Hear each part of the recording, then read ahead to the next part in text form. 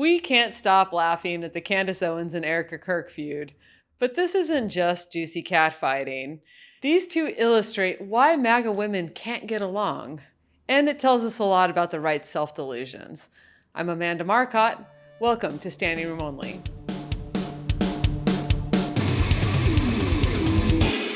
Hard as it may be to believe, but Candace Owens used to defend Erika Kirk. Right after TPUSA founder Charlie Kirk died, Candace praised his widow for her speech at his memorial. Erika did not call for war. In fact, she did the exact opposite, which is what was so stunning. It was unbelievable.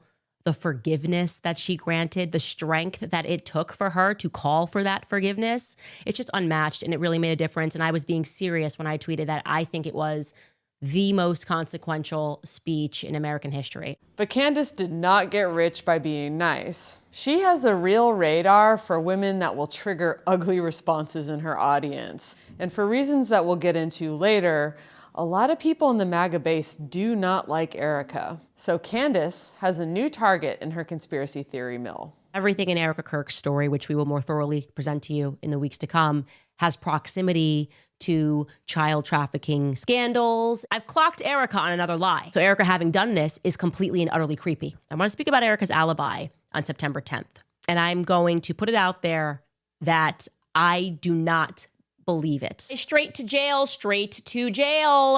for questioning at least Erika. Now Candace has escalated to this ridiculous Bride of Charlie series. She's hinting that Erika had something to do with Charlie's murder, but honestly, it's weirder than that.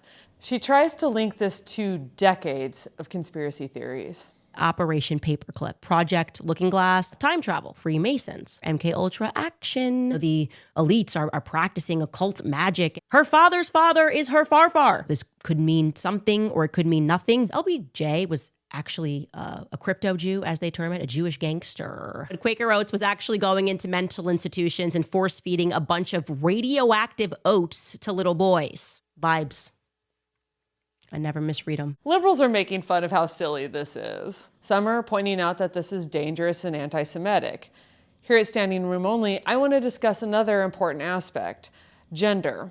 This feud shows why MAGA women can't get along. Both the women in the story are the bad guys. They built their careers by pandering to sexist anxieties. Both of them struggle with the paradox of being right-wing female content creators. They preach traditional values, but are personally ambitious. This tension is fueling the entire fight between Erika and Candace. Let's start with why Erika is such a juicy target for Candace. Before Charlie died, Erika's job was to play a doting housewife. I love submitting to Charlie because he's a phenomenal leader, and the way that he loves me, melts me to want to be able to help. How can I help you? I mean, every single morning I ask him and he asks me, how can I be praying for you? How can I make your day better? It was always a lie. She worked for TPUSA, she co-hosted sometimes with Charlie, and she even made content of her own. Once he died, she immediately took his role as the head of TPUSA. But Erika is dividing the MAGA base. Some still want to believe that she's this tradwife character. Others have noticed that she ran away from that as soon as she could. I'll get into this more during Pass the Mic with my guest, Brandy Zadrozny. She has watched 70 hours of Candace Owens' show. Candace is taking advantage of these gender anxieties to get attention, and she's not even subtle about it. I mean, the series is called The Bride of Charlie, but throughout she pokes at Erika for having ambition and not being a housewife. Charlie had to deal with the kids. Wasn't Erika home? Couldn't Erika have gotten him back down if you had an appointment to make? Perhaps, maybe she was like, no, it's your turn, you deal with it. You said the next morning when he snuck in, he grabbed his wedding band. Again, minor detail, but I asked myself, why was his wedding band off? She suddenly apparently had a clear enough mind to decide that she wanted to take the board to a vote to make her the CEO while her children are not at home. You want to be in the realm of politics. You want to be here. Put on your big girl pants. You don't get to play the role of a grieving widow when people want to know who you are, especially when you're telling lies. The social media response shows that this tactic is working. There's a lot of anger at Erika for acting like an independent woman. I'm flabbergasted. Candace went back to get Erika's high school pictures to prove that she's a liar. Her mother wasn't a single mom like she tried to say. Erika's just an opportunist.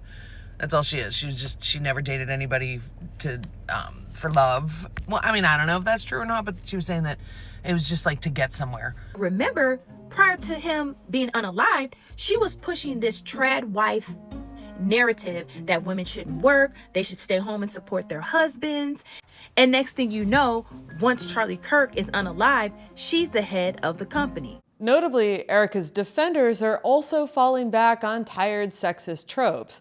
Some are even accusing Candace of being jealous because Charlie married Erika and not her.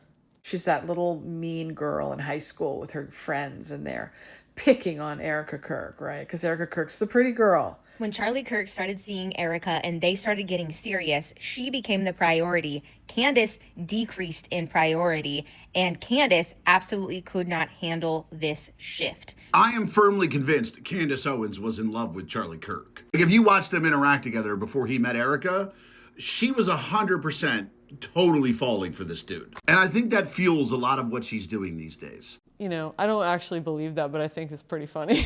Candace has terrible motivations. She's monetizing her friend's death. She's secretly in love with him is actually like a sweeter, more innocent motivation.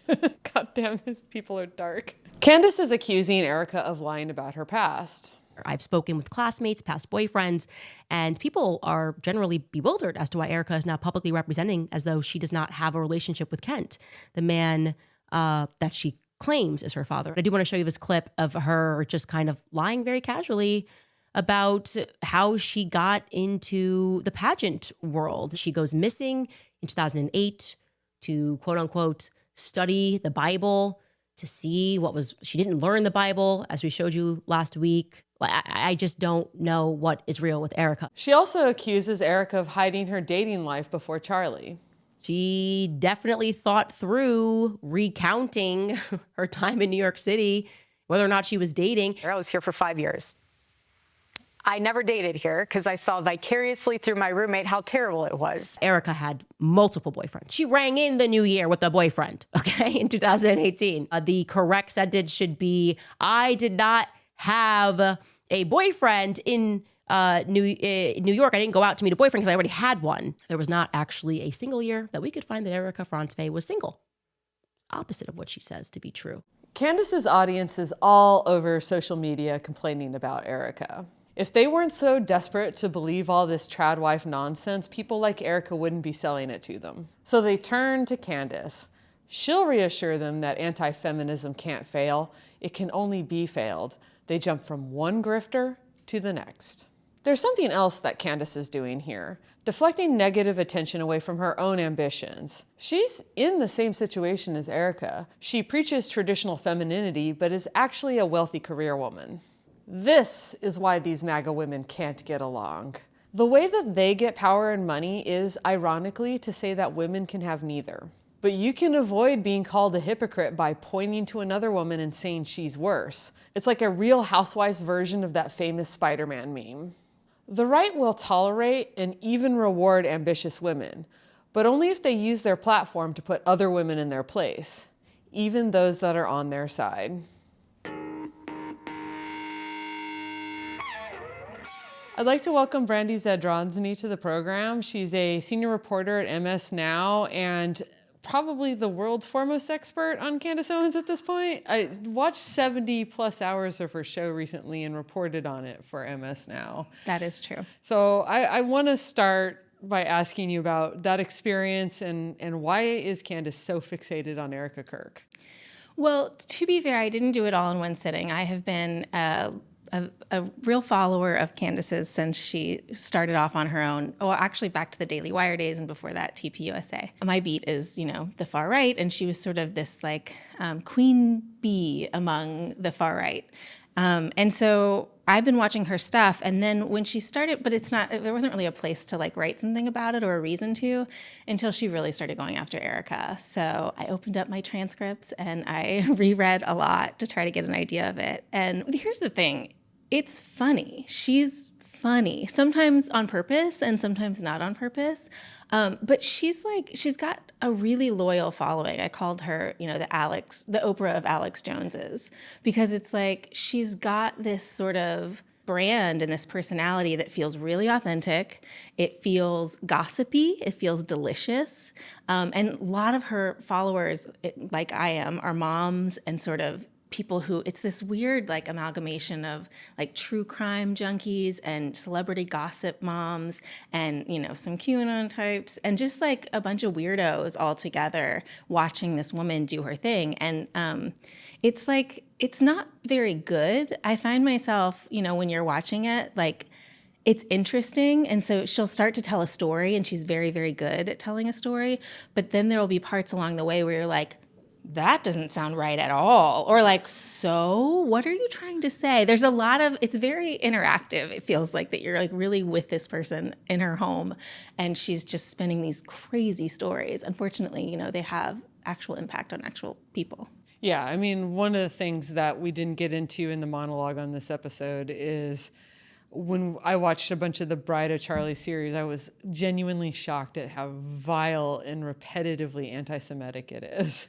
Yeah, there's this supercut somebody made online where they just counted every time since Candace has been on YouTube on her own that she said the word Jewish or Jews. And I think it was like 1,100 something. It's every single episode. The woman has brainworms when it comes to like everything Jewish. And so it's really clear and it's very gross. It's a really dangerous combination to be charming and so full of hate. I think that sanitizes her message quite a bit. One of the reasons I do think she's latched on to Erika Kirk is because people think that Erika Kirk is a phony. They don't think that she's really sad about her husband's death. They definitely, and I agree with them, don't think that she liked being a trad wife. And this clip, however, is about something a little different, which is Candace has also been accusing Erika of being inauthentic, I'll say, about her faith. She strikes me as someone who there are going to be some psychiatrists in her life and some psychologists. There's just that is what people are perceiving is a spiritual darkness. And sometimes spiritual darkness comes from people who are purporting to be spiritually light. People who can't get out a sentence without saying the Lord, the Lord, the Lord, could have something else going on. To me, this is an example of how she's so effective because it's true. To a certain extent that people who talk a lot about religion are often trying to sell you something. Benny Hill, Tammy Faye Baker, Jim Baker, like the list could go on and on. The guy who bought the jet because Jesus wanted him to, remember that? Like, yeah, this is a thing. And like, I think we can hold two things in our heads at one time, which is like, one, this woman who is now the CEO of, you know, the largest youth-focused Republican or conservative organization should be looked at, right? And like, yes, it is also true that she takes in millions and millions and millions, hundreds of millions of dollars. And like, that's all fair game. And like, it's also true that, yeah, sometimes Erika's weird. Like, I mean, she is weird. She's like a beauty queen that now is in charge of Turning Point USA. Like, that's all weird. However, does not, like everybody else like connects all these dots and say, see, so she must be involved or somehow that makes her bad for a reason that's not just she's weird or she should be looked at because she's in charge. And it's so like frustrating, I think, to like watch that happen because it's like we said, like, yeah, that's true. Yeah, that's weird.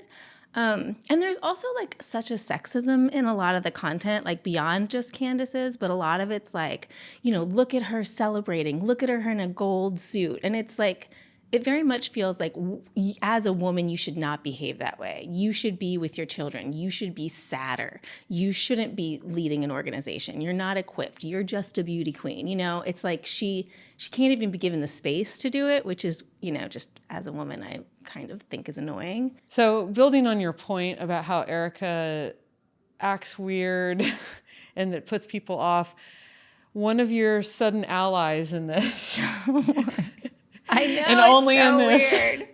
is Matt Walsh, just a vile character, but he did a whole hour defending Erika Kirk against Candace Owens. I'm not going to make you watch the whole hour, but here's a clip from it. Erika Kirk has become, for no good reason, a target. She's been demonized and defamed, and on the exact same basis. The internet peanut gallery has decided that she smiles at inappropriate times. The internet is like the Matrix. It allows you to construct whatever reality you want for yourself. That's how the trans craze took hold, and it's what conspiracy theorists do. They marinate in a selectively curated assortment of facts that stitch together whatever story they're telling themselves. The Earth is flat, Sandy Hook was staged, Erika Kirk conspired with a half dozen foreign intelligence agencies to murder her husband and frame a gay furry, etc. And this time around, the chief media personality promoting the alternative version of events is, of course, Candace Owens. Contrary to claims by Candace, it's clear that Tyler Robinson killed Charlie Kirk.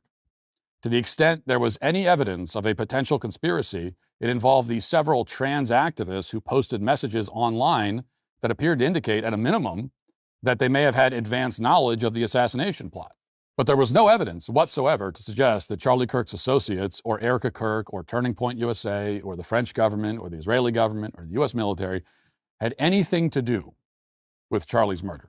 This isn't even like one of those moments where you're like, the worst person made a good point, because you can't help but just also advance this conspiracy theory about LGBTQ people.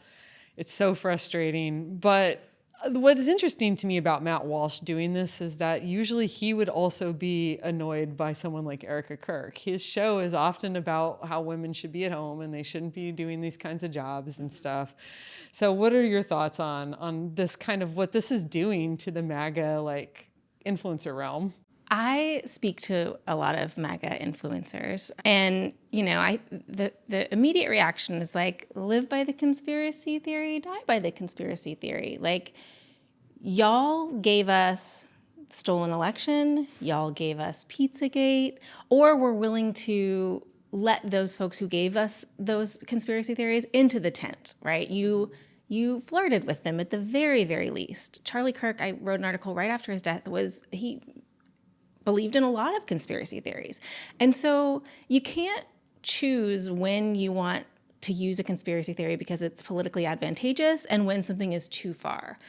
So a lot of the people I've talked to, I've said, how can you possibly the Great Replacement, all of these conspiracy theories that the far right and conservatives generally have written all these years, how can you now, you don't have the framing, you don't have the space, or you aren't not only equipped, but you just don't have the moral frame to be able to see it and say it. And so I think it's really frustrating. It's very frustrating to me. When I was at the Turning Point USA convention, America Fest, a couple months ago, Benny Johnson stood up and talked, and he was bemoaning how frustrating all these conspiracy theorists have been for the movement, right? And, anti-Semitic stuff. And he said something that I thought was really telling, much like Matt Walsh said.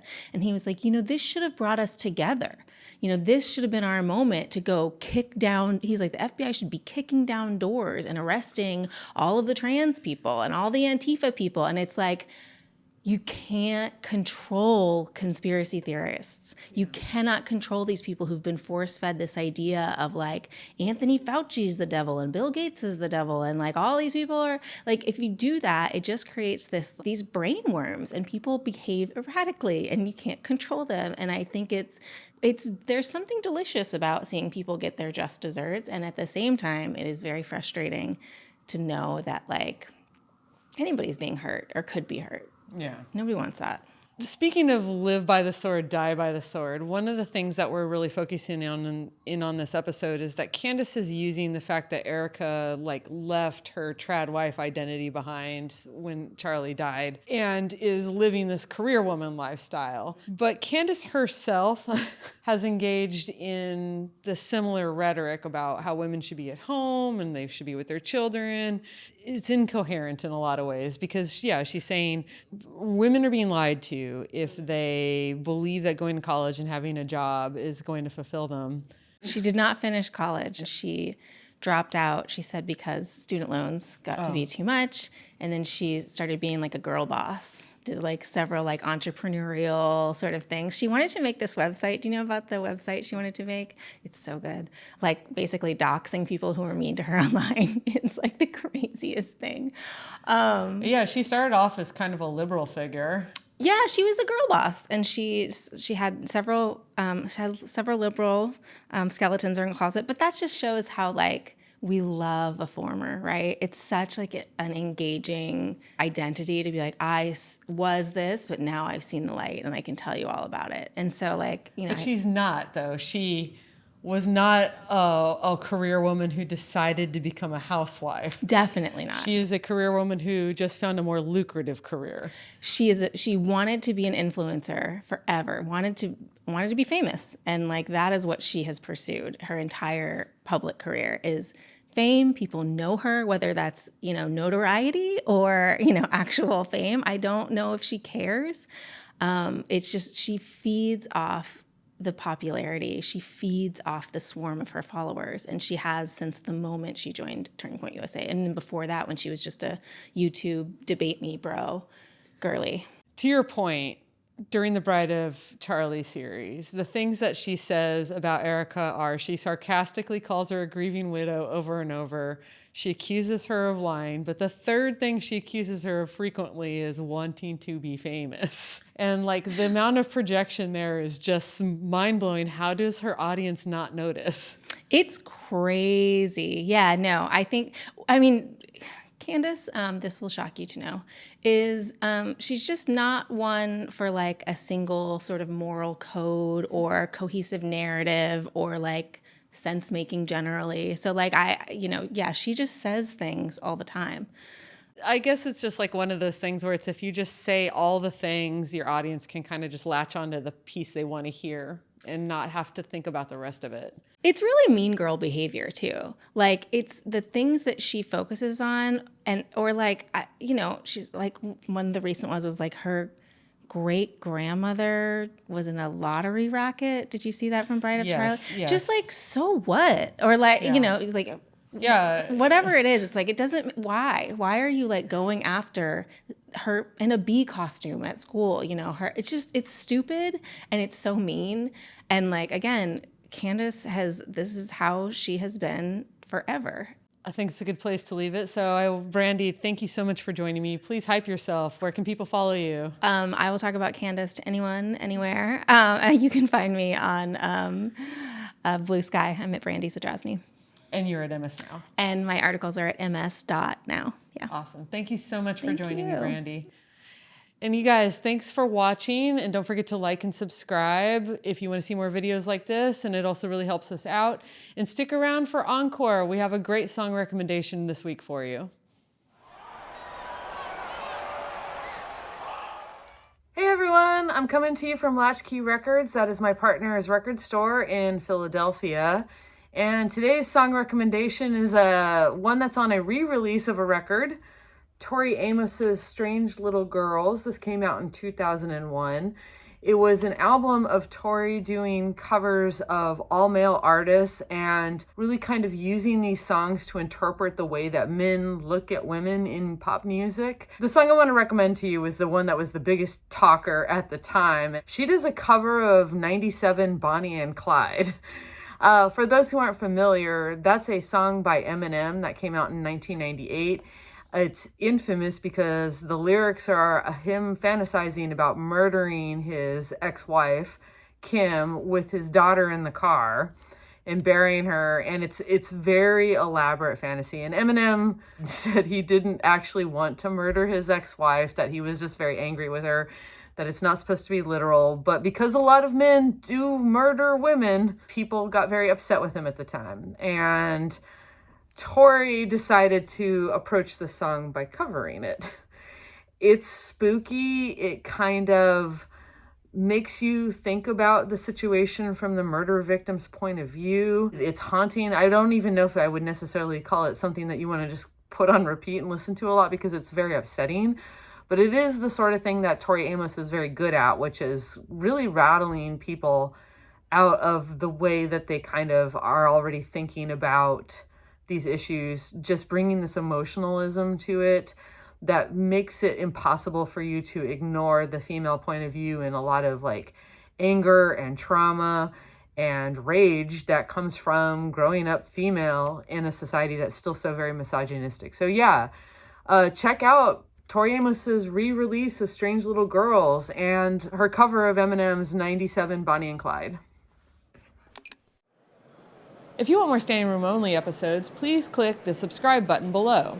Standing Room Only started as a newsletter, and it's free to read. Click the link to subscribe.